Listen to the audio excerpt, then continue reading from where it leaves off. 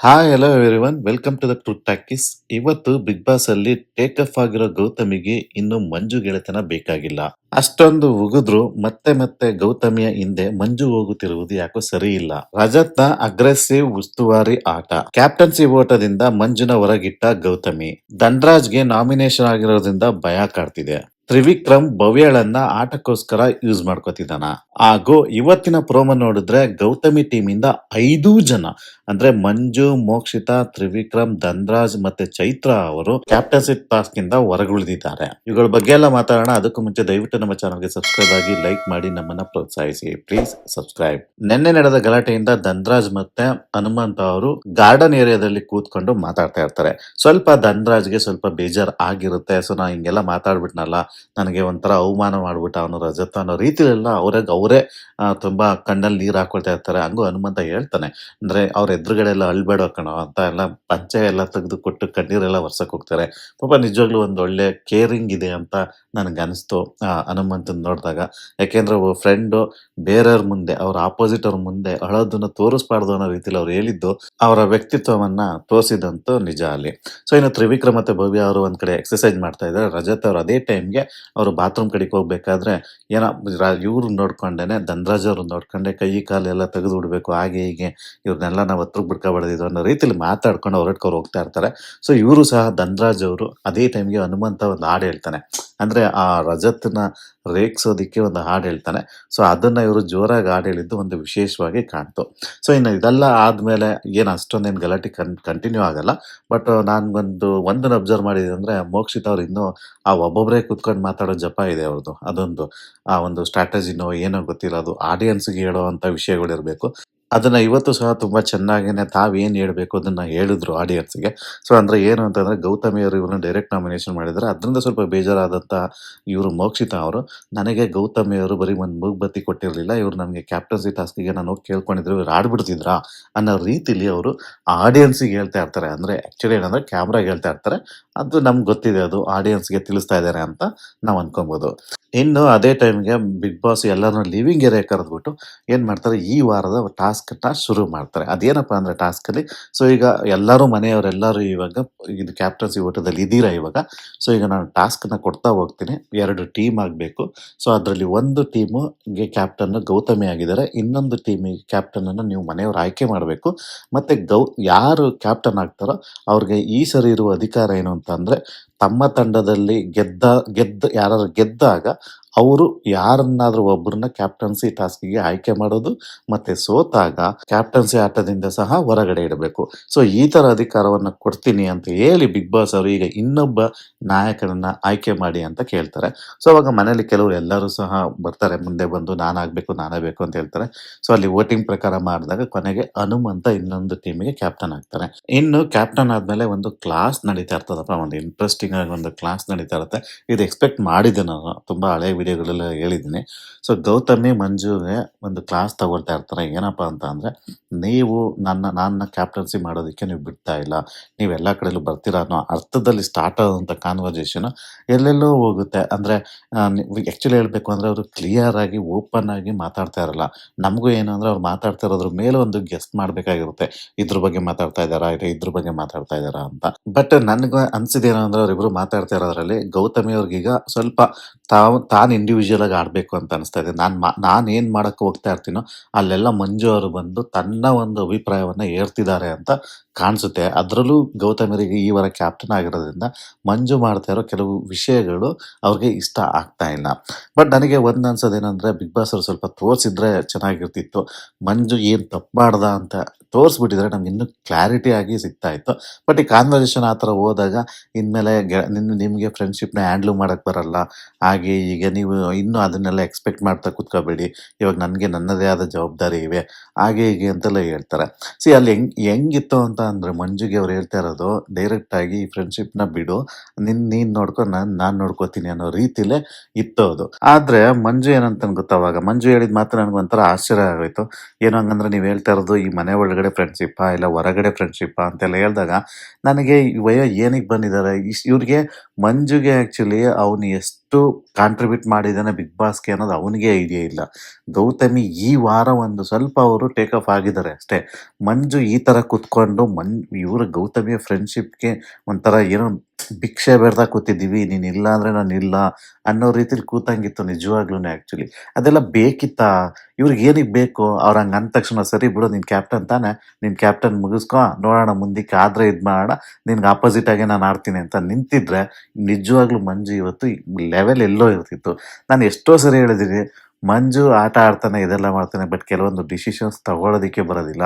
ಇವತ್ತು ಹೆಂಗ್ ಕಾಣ್ತಿತ್ತು ಅಂದ್ರೆ ಆ ಗೌತಮಿ ಬೇಡ ಬೇಡ ಹೋಗು ಅಂದ್ರೂ ಹಿಂದೆ ಹಿಂದೆ ಹಿಂದೆ ಹೋಗ್ತಾ ಇದ್ದಂಗೆ ಇತ್ತು ಆಕ್ಚುಲಿ. ಅದ್ರಲ್ಲೂ ಒಂದು ಮಾತು ಹೇಳ್ತಾರಪ್ಪ, ಆಯ್ತು ಗೌತಮಿ ನೀವು ಆಯ್ತು ಫ್ರೆಂಡ್ಶಿಪ್ ಅಲ್ಲಿಗೆ ಇರಲಿ, ನನಗೆ ಯಾವಾಗ ಫ್ರೆಂಡ್ಶಿಪ್ನ ನಿಭಾಯಿಸೋಕ್ಕೆ ಬರುತ್ತೆ ಅಂತ ಹೇಳ್ತೀನೋ ಅವಾಗ ಮತ್ತೆ ಫ್ರೆಂಡ್ಶಿಪ್ ಆಗೋಣ ಅಂತ ಹೇಳ್ತಾರೆ. ಒಂಥರ ಇರಿಟೇಟ್ ಆಗುವಂಥ ವರ್ಡ್ಗಳವು. ಒಂಥರ ಏನು ಹೆಂಗಿತ್ತು ಗೊತ್ತಾ, ನಿಜ ಹೇಳ್ಬೇಕಂದ್ರೆ ಆನೆಸ್ಟ್ ಆಗಿ ಹೇಳ್ತೀನಿ, ಇದನ್ನ ತಪ್ಪಾಗಿ ತಿಳ್ಕೊಬೇಡಿ.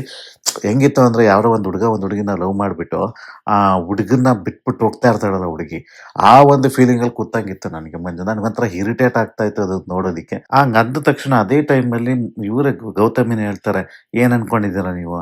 ನನ್ನ ಏನ್ ಅನ್ಕೊಂಡಿದ್ದೀರಾ ನೀವು? ನೀವು ಕರೆದಾಗ ನಾನು ಬರೋದಕ್ಕೆ ಏನ್ ಅನ್ಕೊಂಡಿದ್ದೀರಾ ನೀವು? ಆ ಥರ ಎಲ್ಲ ಮಾತಾಡ್ತಾರೆ. ಹಂಗೆಲ್ಲ ಅನಿಸ್ಕೊಂಡು ಏನಕ್ಕೆ ಬೇಕು ಈ ಫ್ರೆಂಡ್ಶಿಪ್? ಅಲ್ಲಿ ಏನು ಇಲ್ಲ ರೀ. ನಾನು ಬದನೇಕಾಯಿ ಫ್ರೆಂಡ್ಶಿಪ್ ಅಂತ ನಾನು ಮೊದಲಿಂದಾನು ಹೇಳ್ತಾ ಇದ್ದೀನಿ. ಅವರಿಗೆ ಒಂದು ಸಪೋರ್ಟ್ ಬೇಕಿತ್ತು.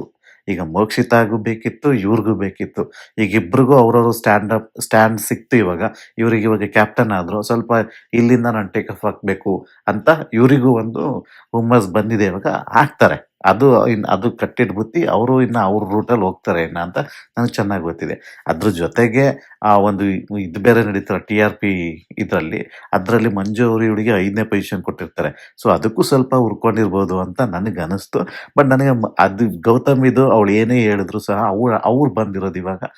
ಮೊದಲೆಲ್ಲ ಯೂಸ್ ಮಾಡ್ಕೊಂಡಿರ್ಬೋದು ಮಂಜುನ. ಎಲ್ಲರಿಗೂ ಜನಕ್ಕೆ ಅನಿಸ್ಬೋದು ಇವಾಗ ಮಂಜುನ ಯೂಸ್ ಮಾಡ್ಕೊಂಡು ಇವಾಗ ಬೇಡ ಅಂತಿದ್ದಾಳೆ ಅಂತ. ಬಟ್ ನಾನು ಹೇಳೋದೇನಂತಂದ್ರೆ ಅವ್ಳು ಬಂದಿರೋದೇ ಆಟ ಆಡೋಕ್ಕೆ. ಯಾವಾಗ ಬೇಕಾದ್ರೂ ಕಟ್ ಮಾಡಿ ಮುಂದೆ ಹೋಗಕ್ಕೆ ರೆಡಿ ಇದ್ದಾರೆ. ಇವನಿಗೆ ತಲೆಯಲ್ಲಿ ಬುದ್ಧಿ ಇರಲಿಲ್ಲ ಮಂಜುಗೆ. ಏನಕ್ಕೆ ಇಷ್ಟೊಂದು ಸೆಂಟಿಮೆಂಟಿಗೆ ಫುಲ್ಲಾಗಿ ಕೂತ್ಕೋಬೇಕಲ್ಲಿ? ಆಮೇಲೆ ಫಸ್ಟ್ ಆಫ್ ಆಲ್ ಇವನು ತಿಳ್ಕೊಬೇಕು, ಬಿಗ್ ಬಾಸ್ಗೆ ಇವನ್ ಕಾಂಟ್ರಿಬ್ಯೂಷನ್ ಎಷ್ಟಿದೆ ಅಂತ ಮನೆಯವರೇ ಹೇಳಿದ್ದಾರೆ. TRPಯಲ್ಲಿ 12th ಪ್ಲೇಸಿಗೆ ಮ್ಯಾಕ್ಸಿಮಮ್ ಜನ ಕೊಟ್ಟಿದ್ದಾರೆ. ಅಷ್ಟು ಸಾಕಾಗಿತ್ತಲ್ವ ಇವನಿಗೆ ಬೂಸ್ಟ್ ಆಗೋದಕ್ಕೆ. ಇವನಿಗಿರೋ ಅಷ್ಟು ಬೂಸ್ಟ್ ಯಾರಿಗೂ ಕೊಟ್ಟಿಲ್ಲ ಮನೆಯಲ್ಲಿ. ಕಿಚ್ಚನ್ ಚಪ್ಪಾಳೆ ಸಿಕ್ಕಿದೆ, ನಾಯಕ ಆಗಿದ್ದಾನೆ. ನಾಯಕ ಆಗಿದಾಗ ಒಳ್ಳೆ ಟಾಸ್ಕನ್ನು ಕೊಟ್ಟಿದ್ದಾರೆ. ಹೊರಗಡೆಯಿಂದ ಬಂದವರು ಅಪ್ರಿಷಿಯೇಟ್ ಮಾಡಿದ್ದಾರೆ. ಇಲ್ಲಿ ಬಂದು ನೀನು ಗೌತಮಿ ಮುಂದೆ ಕೂತ್ಕೋಬೇಕಾ ಈ ಥರ? ಅದು ಏನು ಆ ಥರ ಕೂತ್ಕೊಳ್ಳೋದು ಅಂದರೆ ಸರಿ, ನನಗೆ ಯಾಕೋ ಇದು ತುಂಬಾನೇ ಬೇಜಾರಾಯಿತು. ಅದು ಅಲ್ಲದೆ ಇವ್ರ ಡಿಸ್ಕಷನ್ ನೋಡಿಕೊಂಡು ಮನೆಯಲ್ಲಿ ಕೂತಿದ್ದಂಥ ಮೋಕ್ಷಿತಾ ಅಂಡ್ ಗ್ಯಾಂಗು ಅವರು ನಗ್ತಾ ಇರ್ತಾರೆ. ಅವ್ರು ಏನಂತ ಹೇಳ್ಕೊಂಡು ನಗ್ತಾ ಇರ್ತಾರೆ, ಕ್ಲಾಸ್ ತಗೋತಿದ್ದಾರೆ ಅಂತ. ಅದು ಅವ್ರ ಮಕ ನೋಡಿ ಅಂತ ರೀತಿಲೂ ಸಹ ಅವರು ಮಾತಾಡಿದ್ದು ಉಂಟು. ಅವ್ರಿಗೆ ಎವಿಡೆಂಟ್ ಆಗಿ ಕಾಣ್ತಾ ಇದೆ. ಇನ್ನು ಆಡಿಯನ್ಸ್ಗೆ ಯಾವ ಥರ ಕಾಣ್ಬೋದು ಇವಾಗ? ನನಗಂತೂ ಅದೇ ಥರ ಕಾಣಿಸ್ತು. ಮಂಜು ಬೇರೆ ಎಲ್ಲಾದ್ರಲ್ಲೂ ಸಹ ಸರಿ ಇರ್ಬೋದು. ನನಗೆ ಗೌತಮಿ ಜೊತೆ ಇವನು ಬಿಹೇವ್ ಮಾಡ್ತಾ ಇರೋದು ನನಗೆ ನಿಜವಾಗ್ಲೂ ಇಷ್ಟ ಆಗಲಿಲ್ಲ.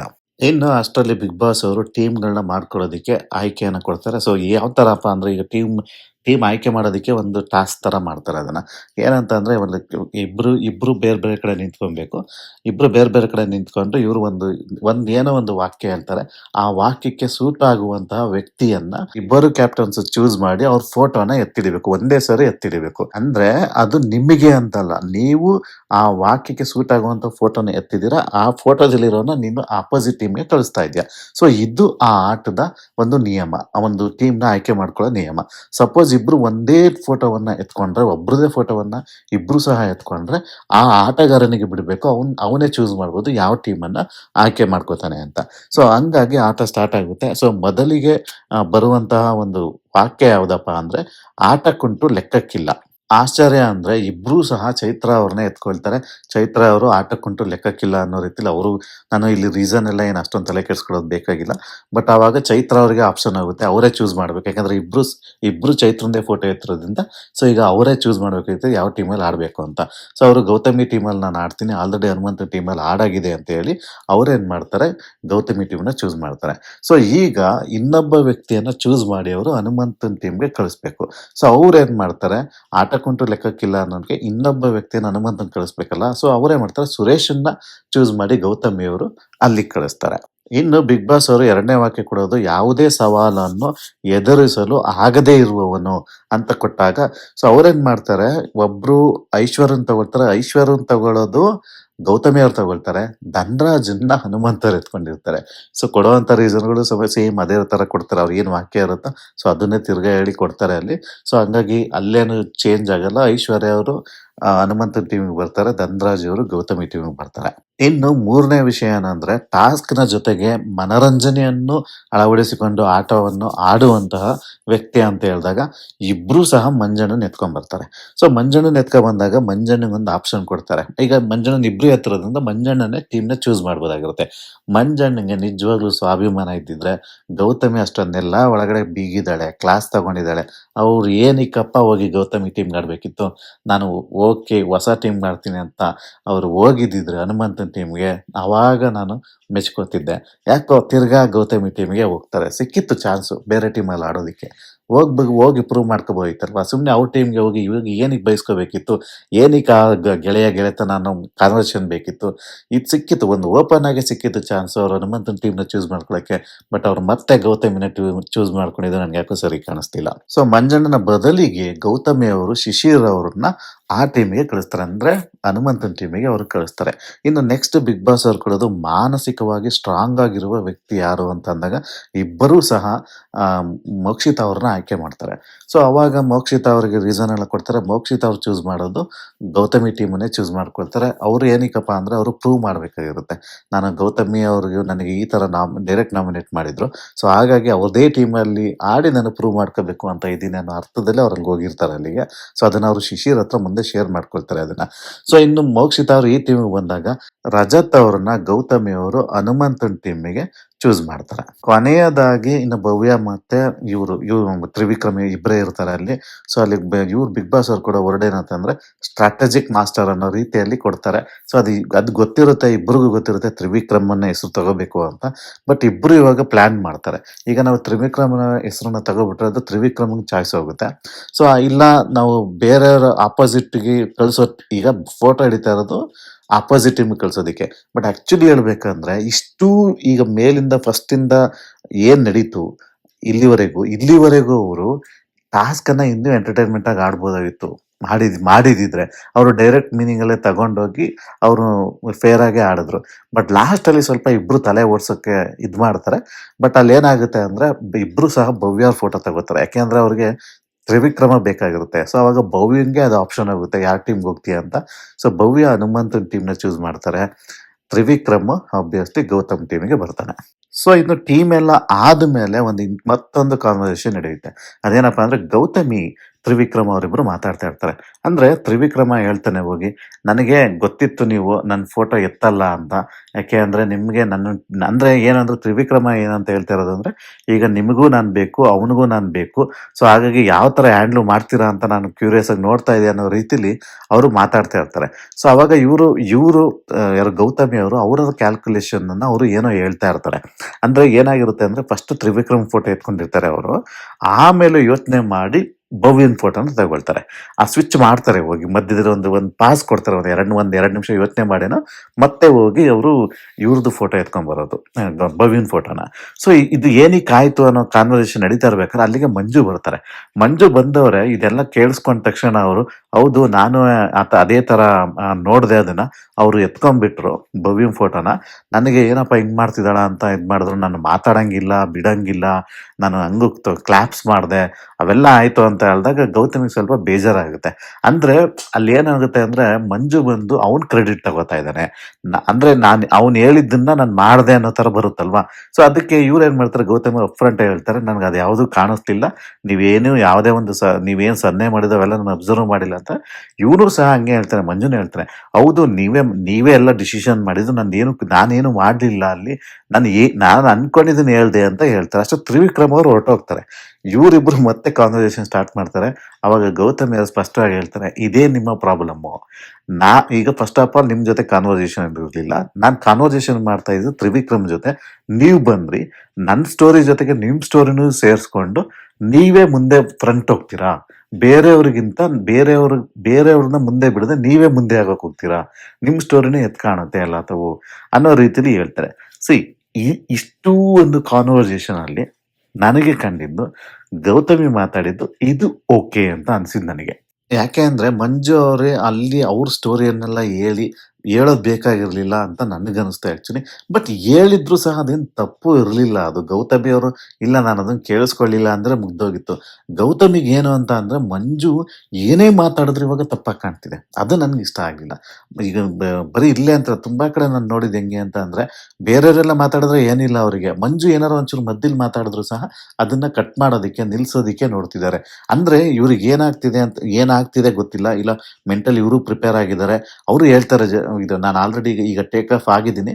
ಇನ್ನ ನನ್ನ ಆಟ ನಾನು ಆಡ್ತೀನಿ ಅಂತಾನೆ ಹೇಳ್ತಾರೆ ಅವ್ರು. ಓಪನ್ ಆಗಿ ಹೇಳ್ತಾರೆ ಮಂಜುಗೆ. ಸೊ ಮಂಜುಗೆ ಏನಕ್ಕೆ ಅರ್ಥ ಆಗ್ತಾ ಇಲ್ಲ ಗೊತ್ತಿಲ್ಲ. ಮತ್ತೆ ಅವಳ ಹಿಂದೆ ಹೋಗ್ತಾ ಇರೋದು ಸರಿ ಇಲ್ಲ ಅಂತ ನನ್ಗನ್ಸುತ್ತೆ.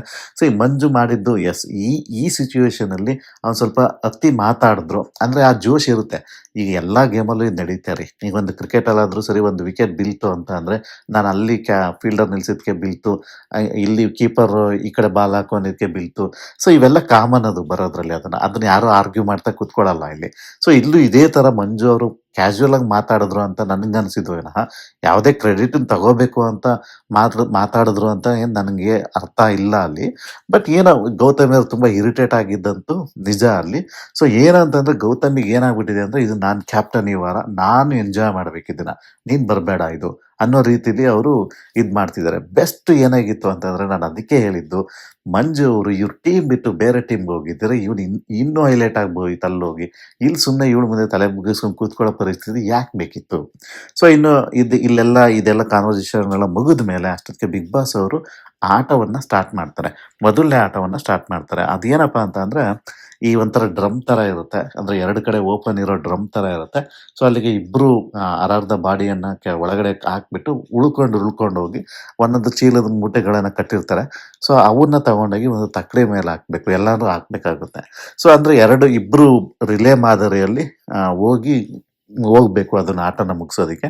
ಸೊ ಈ ಗೌತಮಿ ಟೀಮಿಂದ 4 ಜನ ಬರ್ತಾರೆ. ಅದೇನಪ್ಪ ಅಂದ್ರೆ ಮೋಕ್ಷಿತಾ ಮತ್ತೆ ಮಂಜು ಅವರು ಒಂದು ಡ್ರಮ್ನ ಮಾಡ್ಕೊಂಡು ಹೋಗೋದು.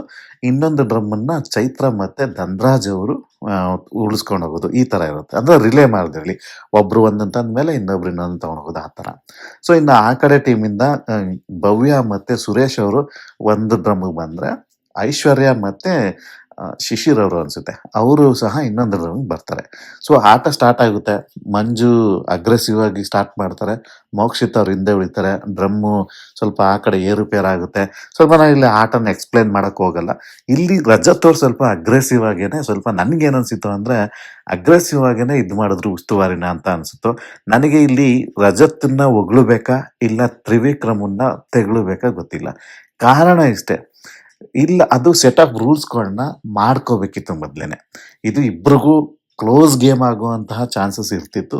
ಇಬ್ರು ಸಹ ಉಸ್ತುವಾರಿಗಳು ಮಾತಾಡ್ಕೊಂಡು ಮಾಡ್ಬೇಕಿತ್ತು. ಇಲ್ಲಿ ನನಗನ್ಸಿದೇನು ಅಂತ ಅಂದ್ರೆ ತ್ರಿವಿಕ್ರಮ್ ಮುಂದೆ ತಪ್ಪಿರ್ಬೋದು ಇಲ್ಲಿ ಅಂತ ನನಗನ್ಸುತ್ತೆ. ಯಾಕೆಂದ್ರೆ ಉಸ್ತುವಾರಿ ಆದವನು ಅಪೋಸಿಟ್ ಉಸ್ತುವಾರಿ ಹತ್ರ ಕ್ಲಾರಿಫಿಕೇಶನ್ ತಗೋಬೇಕಿತ್ತು ಫಸ್ಟ್.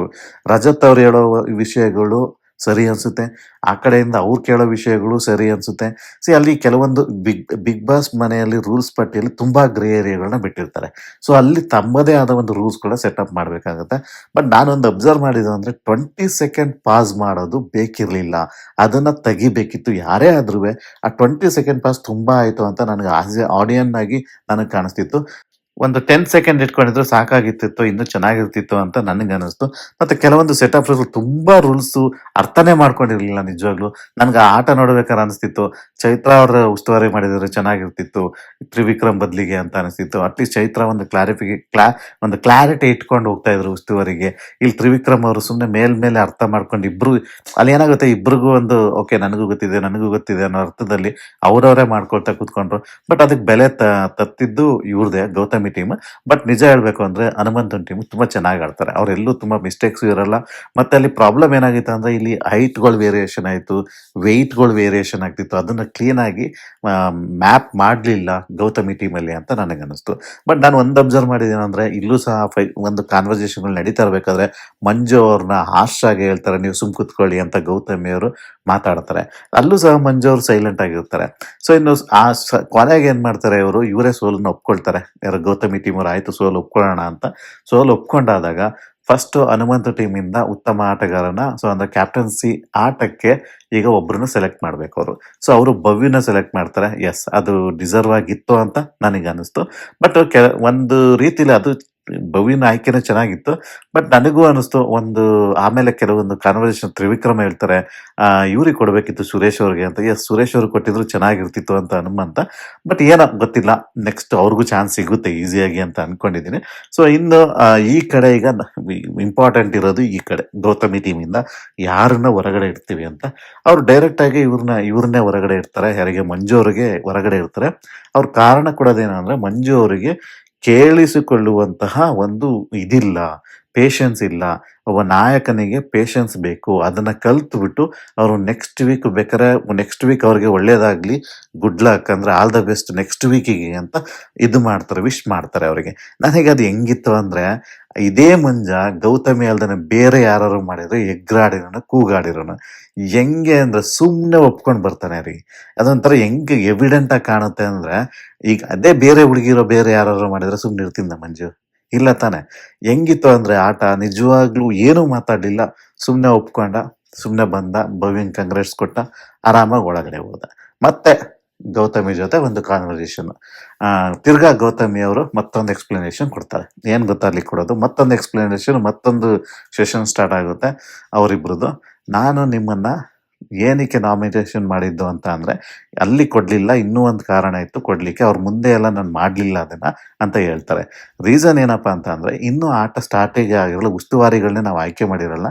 ನೀವು ನಿಮ್ಮಟ್ಟಿಗೆ ನೀವೇನೆ ಆಟ ಆಡೋದಕ್ಕೆ ಹೋಗಿ ಡ್ರೆಸ್ ಚೇಂಜ್ ಮಾಡ್ಕೊಂಡ್ ಬಂದ್ಬಿಟ್ರಿ.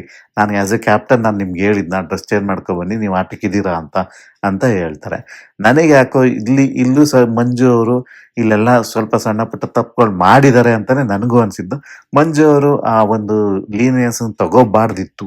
ಗೌತಮಿ ಅಷ್ಟೊಂದೆಲ್ಲ ಹೇಳಿದ್ರು, ಮತ್ತೆ ಅದೇ ತಪ್ಪುಗಳನ್ನ ಮಾಡ್ತಿರೋದು ಯಾಕೋ ಗೊತ್ತಿಲ್ಲ.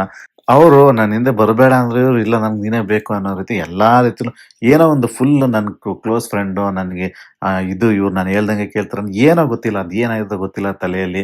ಒಂಥರ ಗ್ರಾಂಟೆಡ್ ಆಗಿ ಇವರು ತಗೊಂಡಿದಾರ ಗೌತಮಿಯಾಗ ಗೊತ್ತಿಲ್ಲ. ಬಟ್ ಒಂದಂತೂ ನಾನು ಅಬ್ಸರ್ವ್ ಮಾಡಿದೆ ಏನಂದ್ರೆ, ಮಂಜು ಕ್ಯಾಪ್ಟನ್ ಆಗಿದ್ದಾಗ ಗೌತಮಿ ಅವರು ಸ್ವಲ್ಪ ಗ್ರಾಂಟೆಡ್ ಆಗಿ ತಗೊಂಡಿದ್ರು. ಈಗ ಮಂಜುನು ಸಹ ಗ್ರಾಂಟೆಡ್ ಆಗಿ ತಗೋತಾ ಇದ್ದಾರೆ ಅಂತ ಕೆಲವ್ರು ಮಾತಾಡ್ತಾರೆ ಅನ್ನೋದು ನನಗೆ ಗೊತ್ತಿದೆ. ಇವಾಗ ಹೊರಗಡೆ ಇದ್ರಲ್ಲಿ ಮಂಜುದು ಏನು ತಪ್ಪಿಲ್ಲ ಅಂತಾನು ಕೆಲವರು ಮಾತಾಡ್ತಾರೆ. ಬಟ್ ನನಗೆ ವೈಯಕ್ತಿಕವಾಗಿ ಏನ್ ಅನ್ಸುತ್ತೆ ಅಂದ್ರೆ, ಮಂಜುಗೆ ನೀವು ಅವ್ರನ್ನ ಬಿಟ್ಬಿಡಿ, ಕ್ಯಾಪ್ಟನ್ಸಿ ಆಗೋವರೆಗೂ ಅವ್ರನ್ನ ಬಿಟ್ಬಿಟ್ಟು ನೀವು ಅವ್ರ ವಿಷಯಕ್ಕೆ ತಲೆ ಕೆಡಿಸ್ಕೊಳ್ದೆ, ನಿಮಗೆ ಎಂಟರ್ಟೈನ್ಮೆಂಟ್ ಮಾಡೋದಕ್ಕೆ, ನಿಮ್ಗೆ ಸಾಥ್ ಕೊಡೋದಕ್ಕೆ ನಿಜವಾಗ್ಲೂ ತುಂಬಾ ಜನ ಇದ್ದಾರೆ ಬೇರೆಯವರು. ಅವ್ರ ಜೊತೆ ಕೂತ್ಕೊಂಡು ಎಂಟರ್ಟೈನ್ಮೆಂಟ್ ಮಾಡಿ, ಅವ್ರ ಜೊತೆ ಕೂತ್ಕೊಂಡು ಮಾತಾಡಿ. ಯಾರೂ ಸಿಗ್ಲಿಲ್ವಾ? ಚೈತ್ರನ್ ಜೊತೆ ಮಾತಾಡಿ ಕೂತ್ಕೊಂಡು, ಇರ್ಲಿಲ್ವಾ ಹನುಮಂತ, ಧನ್ರಾಜ್ ಇದಾರೆ, ರಜತ್ ಇದಾರೆ, ಅವ್ರ ಜೊತೆ ಕೂತ್ಕೊಂಡು ನೀವು ಎಂಟರ್ಟೈನ್ಮೆಂಟ್ ಮಾಡ್ತಾ ಕೂತ್ಕೊಂಡ್ರೆ ಅವರೇ ಬರ್ತಾರೆ. ಈ ಒಂದು ವಾರ ಇದಿದೆ, ಎಂಜಾಯ್ ಮಾಡ್ಲಿ ಬಿಡಿ. ಅವ್ರಿಗೆ ಅವ್ರದ್ದೇ ತಪ್ಪು ಅವ್ರಿಗೆ ಅರ್ಥ ಆಗುತ್ತೆ, ಅವಾಗ ವಾಪಸ್ ಹೋಗಕ್ ಹೋಗ್ಬೇಡಿ. ಇವಾಗ ಏನ್ ಬೇಡ ಅಂತಿದ್ದಾರೆ ಫ್ರೆಂಡ್ಶಿಪ್, ಅಲ್ಲಿಗೆ ಕಟ್ ಮಾಡಿ. ಇನ್ನು ಇರೋದು ಆರ್ಬೇಕು, ಬೇರೆ ಕಡೆ ನಿಮ್ ರೂಟೇ ಬೇರೆ ಕಡೆ ತಿರುಗಿಸ್ಕೊಂಡು ಸರಿಯಾಗಿ ಆಟ ಆಡ್ಲಿ ಅಂತ ನನ್ನ ಒಂದು ಸಜೆಷನ್ ಮಂಜುಗೆ. ಇನ್ನು ಆಟ ಎಲ್ಲ ಮುಗಿದ್ಮೇಲೆ ಮೋಕ್ಷಿತಾ ಅವ್ರದ್ದೊಂದು ಟೀಮ್ ಇದೆಯಲ್ಲ, ಅವರೆಲ್ಲ ಗೌತಮಿನ ಹೊಗಳ್ತಾರೆ. ಗೌತಮಿ ಒಳ್ಳೆ ಡಿಸಿಷನ್ ತಗೊಂಡ್ಲು, ಅವ್ಳು ಮಾತಾಡಿದೆಲ್ಲ ಚೆನ್ನಾಗಿತ್ತು ಅನ್ನೋ ರೀತಿಲಿ ಹೇಳ್ತಾರೆ. ಯಾಕೆಂದ್ರೆ ಅವ್ರ ಬುಡಕ್ಕೆ ಯಾರಿಗೂ ಬಂದಿಲ್ವಲ್ಲ. ಸೊ ಹಾಗಾಗಿ ಇವತ್ತು ಗೌತಮಿ ಒಳ್ಳೆಯೊಳಗೆ ಕಾಣ್ತಾಳೆ. ಸೊ ಇನ್ನ ಇದೆಲ್ಲ ಆದ್ಮೇಲೆ ಇನ್ನೊಂದು ಇಂಟ್ರೆಸ್ಟಿಂಗ್ ಕಾನ್ವರ್ಸೇಷನ್ ನಾನು ಅಬ್ಸರ್ವ್ ಮಾಡಿದ್ದೇನು ಅಂತಂದ್ರೆ, ನಮ್ಮ ಧನ್ರಾಜು ಮತ್ತೆ ಹನುಮಂತು ಮತ್ತೆ ಗಾರ್ಡನ್ ಏರಿಯಾದಲ್ಲಿ ಕೂತ್ಕೊಂಡು ಮಾತಾಡ್ತಾ ಇರ್ತಾರೆ. ಸ್ವಲ್ಪ ಏನೋ ಧನ್ರಾಜಿಗೆ ಈ ಒಂದು ನಾಮಿನೇಷನ್ ಬಿಸಿ ಮುಟ್ಟಿದೆ ಅಂತ ಅನ್ಸುತ್ತೆ. ಯಾಕೆಂದ್ರೆ ಎಲ್ಲಾರ್ದು ಗ್ರಾಫ್, ಯಾರು ನಾಮಿನೇಟ್ ಆಗಿದಾರೋ ಅವ್ರದ್ದೆಲ್ಲ ಗ್ರಾಫ್ ನೋಡ್ಕೊಂಡು ನನಗೆ ಮತ್ತೆ ಚೈತ್ರಾಗೆ ಕಷ್ಟ ಇದೆ ಅಂತ ಅವರೇ ಯೋಚನೆ ಮಾಡ್ತಿದ್ದಾರೆ. ಈ ಯೋಚನೆ ಮಾಡೋದನ್ನ ಬಿಡ್ಬೇಕು ಅವರು. ಯಾರು ಹೋಗ್ತಾರೋ ಯಾರು ಬಿಡ್ತಾರೋ ಗೊತ್ತಿಲ್ಲ. ಒಂದು 100% ಎಫರ್ಟ್ ಹಾಕ್ಬೇಕು, ಬಿಡ್ಬೇಕಷ್ಟೇ. ಸೊ ಇದೆಲ್ಲ ನಡೀತಾ ಇರ್ಬೇಕಾದ್ರೆ ಅವ್ರು ಇನ್ನೊಂದು ಕಾನ್ವರ್ಸೇಷನ್ ನಮ್ಮ ಹೇಳ್ತಾರೆ. ಮಂಜು ಆಟದಲ್ಲಿ ಅಷ್ಟೇ ಜಗಳ ಆಡೋದು, ಆಮೇಲೆ ಬಂದು ಸಾರಿ ಕೇಳ್ಬಿಡ್ತಾರೆ. ಬಟ್ ಈ ತ್ರಿವಿಕ್ರಮ್ ಹಂಗಲ್ಲ. ಅವನು ಹೇಗೆ ಅಂದ್ರೆ ಬಳಸ್ಕೊಳ್ತಾನೆ, ಎಲ್ರನ್ನು ಬಳಸ್ಕೊಂಡು ತಮಗೆ ಹೇಗ್ ಬೇಕೋ ಆ ತರ ಆಟ ಆಡ್ತಾನೆ ಅನ್ನೋ ರೀತಿಲಿ ಅವ್ರು ಹೇಳ್ತಾರೆ ತ್ರಿವಿಕ್ರಮನ್ ವಿರುದ್ಧ. ಅದು ಅವ್ರವ್ರ ಕಣ್ಣಿಗೆ ಅವ್ರವ್ರಿಗೆ ಕಾಣೋ ಒಂದು ಇದು ಭಾವನೆ ಅಷ್ಟೇ. ಅದು ಅವ್ರ ಒಳಗಡೆ ಇದ್ದಾರೆ, ಮೋಸ್ಟ್ಲಿ ಅವ್ರಿಗೆ ಹಂಗೆ ಕಂಡಿದ್ರೆ ಅದು ತಪ್ಪೇನಿಲ್ಲ. ಸೊ ಅದಕ್ಕೋಸ್ಕರ ಅವ್ರು ಇನ್ನೊಂದು ಸ್ಟೇಟ್ಮೆಂಟ್ ಮಾಡ್ತಾರೆ. ನಾನು ಭವ್ಯ ತಂಗಿಗೆ ಹೇಳ್ತೀನಿ, ಅವನೇನು ಅದನ್ನೆಲ್ಲ ಅವನಿಗೆ ಎಕ್ಸ್ಪ್ಲೈನ್ ಮಾಡಿ ಹೇಳ್ತೀನಿ ಭವ್ಯಾಗೆ ಅಂತ ಅವ್ರು ಅನ್ಕೊಂಡಿದ್ದಾರೆ. ಬಟ್ ಹೇಳೋಷ್ಟು ಧೈರ್ಯ ಇದೆಯಾ ಧನ್ರಾಜಿಗೆ ಅಂತ ನಾನು ಕಾಯ್ತಾ ಇದ್ದೀನಿ ಕುತೂಹಲದಿಂದ. ಸೊ ನಾಳೆ ನೋಡಬೇಕು ಏನಾಗಬೇಕು ಅಂತ. ಬಟ್ ಇದೇ ಟೈಮಲ್ಲಿ ಮಂಜು ಅವರು ಸ್ವಲ್ಪ ಜೋಕರ್ ತರ ಒಂದು ವೇಷ ಹಾಕೊಂಡು ಸ್ವಲ್ಪ ಎಂಟರ್ಟೈನ್ಮೆಂಟ್ ಮಾಡಕ್ ಟ್ರೈ ಮಾಡ್ತಾರೆ. ಅದಕ್ಕೆ ಚೆನ್ನಾಗಿ ಸಾಥ್ ಕೊಟ್ಟಿದ್ದು ಯಾರಪ್ಪ ಅಂದ್ರೆ ರಜತ್ ನಿಜವಾಗ್ಲೂ ಚೆನ್ನಾಗಿ ಸಾಥ್ ಕೊಡ್ತಾರೆ. ಆ ಚೈತ್ರ ಅವ್ರ ಹತ್ರ ಎಲ್ಲ ಹೋಗಿ ಡ್ಯಾನ್ಸ್ ಮಾಡಿದ್ದು ಅವೆಲ್ಲ ಚೆನ್ನಾಗಿತ್ತು ಆಕ್ಚುಲಿ. ಒಂದ್ ರೀತಿಲಿ ಒಂದು 5 ನಿಮಿಷ ಒಂದು ರಿಲ್ಯಾಕ್ಸ್ ಆಗಿತ್ತು ಅಂತ ಹೇಳ್ಬೋದು. ಇನ್ನು ನಾಳೆ ನಡೆಯುವಂತ ಪ್ರೋಮೋವನ್ನ ಅಂದ್ರೆ ಇವತ್ತು ನಡೆಯುವಂತ ಪ್ರೋಮೋವನ್ನ ನಾನು ನೋಡಿದೆ. ಸೊ ಅದ್ರಲ್ಲಿ ಏನಪ್ಪಾ ಅಂದ್ರೆ ಚೈತ್ರ ಅವರು ತುಂಬಾ ಅರ್ತ್ಕೊಂಡು ಹೇಳ್ತಾ ಇದ್ದಾರೆ. ಅಂದ್ರೆ ನನ್ಗೆ ಉಸ್ತುವಾರಿ ಬೇಡ ಅಂದ್ರು ನನ್ನನ್ನು ಉಸ್ತುವಾರಿಗೆ ಕಳಿಸ್ತಿದ್ದಾರೆ ಅಂತ. ಅಂದ್ರೆ ಅಪ್ಕಮಿಂಗ್ ಟಾಸ್ಕ್ಗಳಲ್ಲಿ ಮೋಸ್ಟ್ಲಿ ಅವ್ರಿಗೆ ಉಸ್ತುವಾರಿಯಾಗಿ ಆಡಿ ಅಂತ ಹೇಳ್ತಾ ಇದ್ದಾರೆ ಅಂತ ಅನ್ಸುತ್ತೆ. ಬಟ್ ಇಲ್ಲಿ ಗೌತಮಿ ಪ್ರಾಮಿಸ್ ಬ್ರೇಕ್ ಮಾಡಿದ್ರಾ ಇಲ್ವಾ, ಚೈತ್ರಾಗ್ ಏನಾದ್ರು ಪ್ರಾಮಿಸ್ ಬ್ರೇಕ್ ಆಯ್ತಾ, ಇವೆಲ್ಲ ಗೊತ್ತಿಲ್ಲ. ಅದು ಕ್ಲಿಯರ್ ಆಗಿ ಗೊತ್ತಾಗಲ್ಲ ರೀ, ಯಾಕಂದ್ರೆ ಇವ್ರು ಕಟ್ ಕಟ್ ಮಾಡಿ ಇಟ್ಟಿರ್ತಾರಲ್ಲ.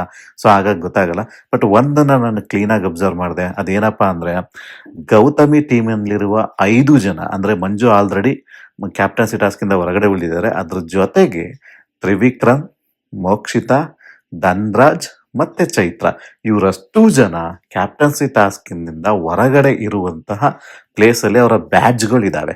ಸೊ ಹಾಗಾಗಿ ಮೋಸ್ಟ್ಲಿ ತುಂಬಾ ಆಟಗಳನ್ನ ಸೋತಿದಾರ, ಇಲ್ಲ ಕೆಲವೊಂದು ಟ್ವಿಸ್ಟ್ ಅಂಡ್ ಟರ್ನ್ಸ್ ಆಟಗಳನ್ನ ಕೊಟ್ಟಿದ್ರ. ಸೊ ಎಲ್ಲರೂ ಈ ತರ ಏನಕ್ಕೆ ಒಂದೇ ಟೀಮ್ ಅವ್ರು ಅಷ್ಟೊಂದು ಜನ ಕ್ಯಾಪ್ಟನ್ಸಿ ಆಟದಿಂದ ಹೊರಗುಳಿದಿದ್ದಾರೆ ಅಂತ ಗೊತ್ತಿಲ್ಲ. ಬಟ್ ನಾಳೆ ನಿಜವಾಗ್ಲೂ ತುಂಬಾ ಕುತೂಹಲ ಇದೆ. ಮೋಸ್ಟ್ಲಿ ಎಲ್ಲೋ ಒಂದು ಕಡೆ ಗೌತಮಿಗೆ ಹ್ಯಾಂಡ್ಲ್ ಮಾಡೋದಕ್ಕೆ ಕಷ್ಟ ಆಗ್ತಾ ಇದೆ ಅಂತಾನೂ ಕಾಣಿಸ್ತಾ ಇದೆ. ಯಾಕಂದ್ರೆ ಅಷ್ಟೊಂದು ಜನ ಅವರೇ ಇದ್ದಾಗ ಸ್ವಲ್ಪ ಅವ್ರ ಟೀಮ್ ಕೈ ಕೊಟ್ಟಿದೆ ಅನ್ನೋ ತರ ಕಾಣ್ತಿದೆ. ನೋಡ್ಬೇಕು ನಾಳೆ ಏನಾಗಿದೆ, ನೋಡೋಣ ನಾಳೆ ಏನಾಗುತ್ತೆ ಅಂತ. ಸೊ ಅದಕ್ಕೂ ಮುಂಚೆ ದಯವಿಟ್ಟು ನಮ್ಮ ಚಾನಲ್ಗೆ ಸಬ್ಸ್ಕ್ರೈಬ್ ಆಗಿ, ಲೈಕ್ ಮಾಡಿ, ನಮ್ಮನ್ನ ಪ್ರೋತ್ಸಾಹಿಸಿ. Please subscribe. Thank you.